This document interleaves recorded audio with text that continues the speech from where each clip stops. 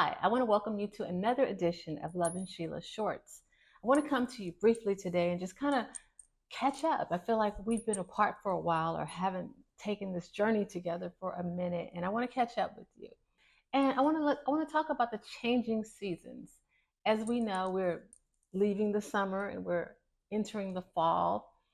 And as the seasons change, and the things change around us, and likewise how we adapt and adjust to it. As the season changes, what we can take away and move forward with are the lessons that we learned during our previous season. So there are going to be some things that you have to digest and some things you have to chew and spit out the fat, but then there's some things that we can take and we can grow from. And that's what we do here on Lovin Sheila. We take what we can and we figure out how we can grow and become a better person. Okay, we've been together through quite a bit. You've been with me through separation, through alienation, through repair, realizing what love is, what the components of love are, what the capacity to love is, um, examining my trust issues and learning to trust and evaluating my emotional availability. And we've just run the gamut of all these different emotions and all these different realizations and discoveries through life. And now we're in this other place. Now we're entering into another season. Through the journey, you might have ascertained that I was kind of questioning whether I was full of it, whether I was guilty of some of the same things that have been done to me. Walls and my boundaries rendered me impenetrable, made me incapable of loving someone, of opening my heart and committing to a person. What is this journey all about? Where has it led me? Where do I stand? And so that's where I am today. I just want to say pretty much out with the old, in with the new. All the things that we've journeyed through, all the things that we have walked through, and I know from your comments that some of you are walking through these as well. We're taking from that is we have learned and we are becoming perfected, maturing. We've spent some time in discovery, in analyzing, and being puzzled and baffled by our own behavior at times. But coming out of that, on the other side of this, and in this new season, it's time to start putting all that together and to see how it works together and how it has made us who we are and equipped us to better manage our relationships and manage what we want and how we get it. So on this journey, I saw all of my walls, the good and the bad. And there's some good, there's some that just gave me boundaries and standards and things that are absolutely necessary. And there were some that served solely to keep me impenetrable, unable to commit, unable to have a real relationship, unable to open up. So I had to take a look at myself and determine what needs to come with me in this season and what I need to let go of, what I need to say it's not serving me in this new season. I had to look at the why in my behavior. Why have I been unwilling to really lock in on anything or anyone? Was I constantly looking to see what was around the corner? Is something better going to come along? Was I constantly living in this fear of missing out for having felt like I spent a part of my adult life with one person and we didn't make it? So I felt like I was attached to the outcome. So I couldn't give in. I couldn't attach myself to anyone without knowing what the outcome would be. Truly, it's impossible to know what the outcome will be. Truly, you have to open yourself up in order to have a positive outcome. Because if you don't, you won't get, for me, I won't get the outcome that I want. But these are things I had to take, I had to examine in myself.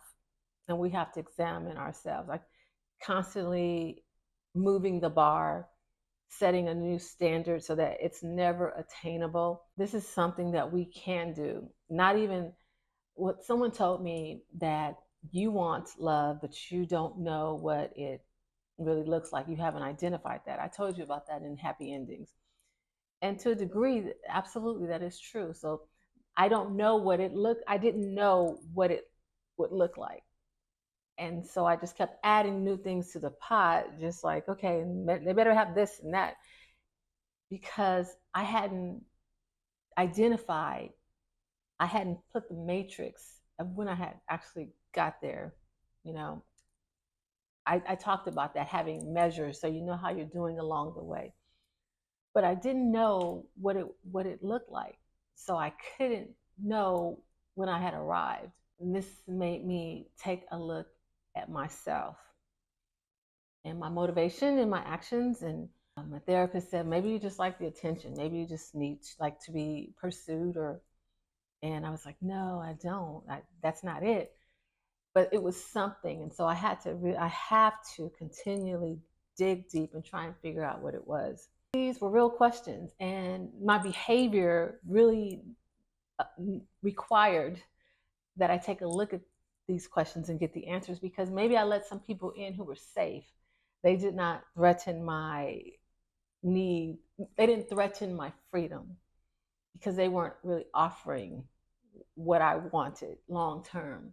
So it was safe, and that was easy, and to play out, to color outside of the lines, because I knew that in the end I would not be attached, but also in the end I would not get the outcome that I wanted. So the behavior wasn't aligning with what I want. The behavior, my therapist said, you don't behave like someone who wants a relationship. And you need to ask yourself, you just want to have fun, or do you want a relationship? So these are real questions that I had to answer.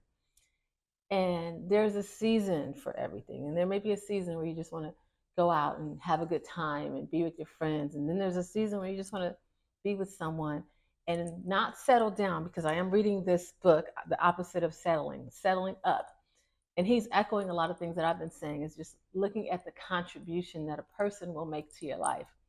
When you decide, okay, this is the one, okay, how does this enhance my life? How does it make it better? How does it add to my life? I was so afraid of something subtracting, or being in a situation where I felt I could do better by myself and maintain my freedom, that I was unwilling to jump in and see where this might take me. There's a season for everything. And when you find yourself in a particular season, like I was, it doesn't mean that everything that you believe in, stand for, or want is a lie. But maybe it's just a time of sowing, a time of learning, a time of preparing for your harvest.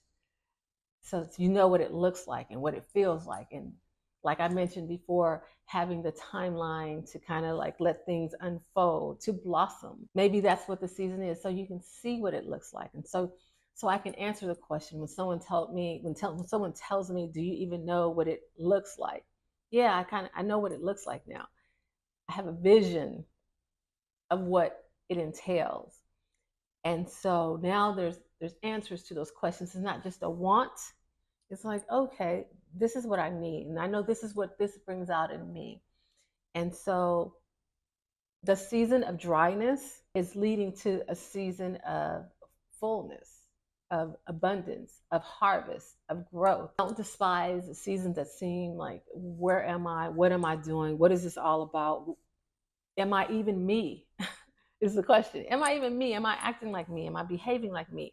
Are my actions and words aligning? It's only preparing you for what's coming. I've learned that I can be stubborn, set in my own ways. But I think my value comes from me appreciating a good check, a good calling out, elicits a response from me.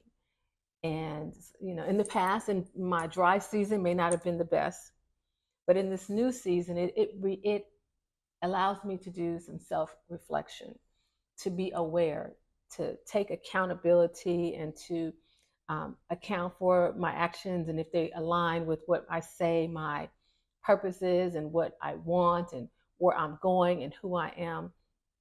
So a good call out will put you in remembrance of who you say you are, and make sure that the things that you say you are, that you're aligning yourself with that. And the things you say you want, that you're putting yourself in a position to receive it rather than self-sabotaging. Because sometimes in the midst of everything that's going on, we find ourselves self-sabotaging because we don't know what good looks like. And so because we don't know, we just recklessly deal with whatever might be good. Not be defensive when folks are calling you out or telling you about yourself, because it might just lead you to the next level. It might just lead you to the next level of understanding. It might just make you a better person and a more loving person, and a person who's capable of love, and build your capacity for love because you have the empathy and understanding. So you're gaining awareness. We're gaining awareness, looking at new scenarios and vision, and getting a new vision, and having a new vision of what our life just might look like, or how we might have developed into this new person. And that just might happen while you're non-committal and impenetrable and full of walls, because walls can be broken, things can be demolished, transformed, renovated. And oftentimes I find while I'm renovating, this is what I think may have led to the driest season. While I'm renovating, I recalibrate. And I mentioned before, sometimes when we recalibrate, we go to the extreme.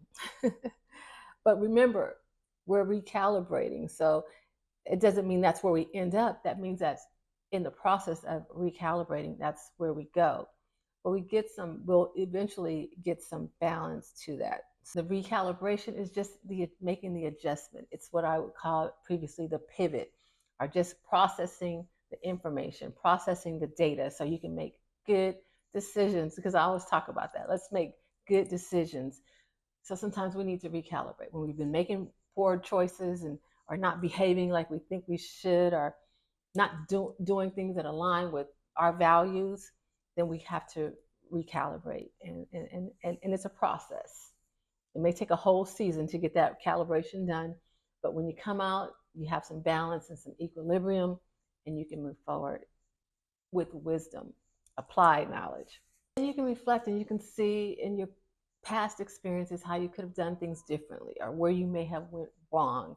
And that's why I said it's applied knowledge, because that's all wisdom is applying the knowledge that you've learned. And along with seasons, I would say timing, because timing, I used to hear timing is everything. Timing is important, because I've learned that a lot of times in involvement in different relationships, we're just not, the timing is wrong, because at that time we're not on the same page. I've had people contacting me wanting to resume relationships, and it's like, okay, well, back a year ago the time was great for that, but right now I'm just in a different place. I've moved on. You got to catch the person while they're ripe. Through all of this, I find myself getting closer to the woman that I see myself as, meaning sometimes I see myself as this woman, but my behavior doesn't quite match that.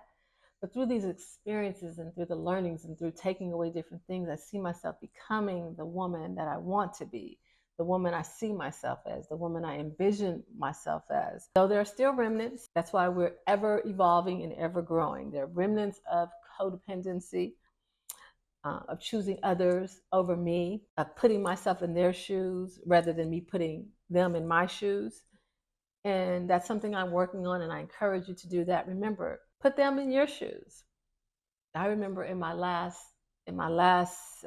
like breakup, I kind of said, reverse that, because I was always so busy thinking about someone else's feelings. I told him, reverse that and see how you would feel in the same situation. Since you're telling me I'm overreacting, so I'm learning to lean into my own feelings and do what is best rather than trying to manage someone else's feelings. And I do that a lot in my breakups. I'm a terrible breakup person, probably the worst characteristic of mine, because they linger because I don't want to hurt them, and I don't want to say I'm done, I'm over it, I've moved on. That's me trying to manage their feelings. Meanwhile, I'm not feeling good about advances that they want to make with me. We have to manage our feelings, care for our feelings, care for ourselves. Don't sacrifice our own feelings for someone else just to make them feel good, and being codependent. Stand up for yourself,